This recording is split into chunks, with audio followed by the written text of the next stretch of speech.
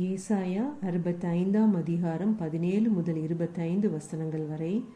இதோ நான் புதிய வானத்தையும் புதிய பூமியையும் சிருஷ்டிக்கிறேன். முந்தினவைகள் இனி நினைக்கப்படுவதுமில்லை, மனதிலே தோன்றுவதுமில்லை. நான் சிருஷ்டிக்கிறதினாலே நீங்கள் என்றென்றைக்கும் மகிழ்ந்து களிகூர்ந்திருங்கள். இதோ எருசலேமை களிகூர்தலாகவும் அதன் ஜனத்தை மகிழ்ச்சியாகவும் சிருஷ்டிக்கிறேன். நான் எருசலேமின் மேல் களிகூர்ந்து என் ஜனத்தின் மேல் மகிழ்ச்சியாயிருப்பேன்.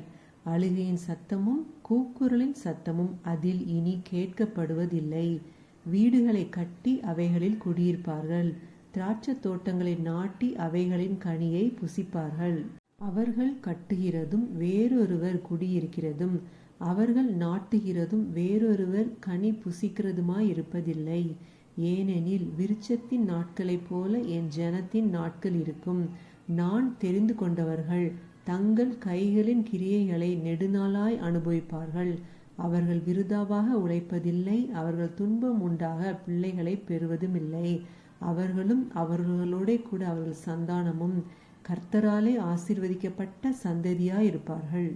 அப்பொழுது அவர்கள் கூப்பிடுகிறதற்கு முன்னே நான் மறு உத்தரவு கொடுப்பேன். அவர்கள் பேசும்போதே நான் கேட்பேன். ஓநாயும் ஆட்டுக்குட்டியும் ஒருமித்து மேயும். சிங்கம் மாட்டை போல வைக்கோலை தின்னும். புழுதி சர்ப்பத்துக்கு இரையாகும்.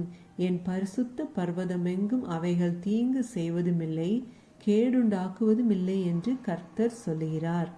ஆமேன். ஹல்லேலூயா.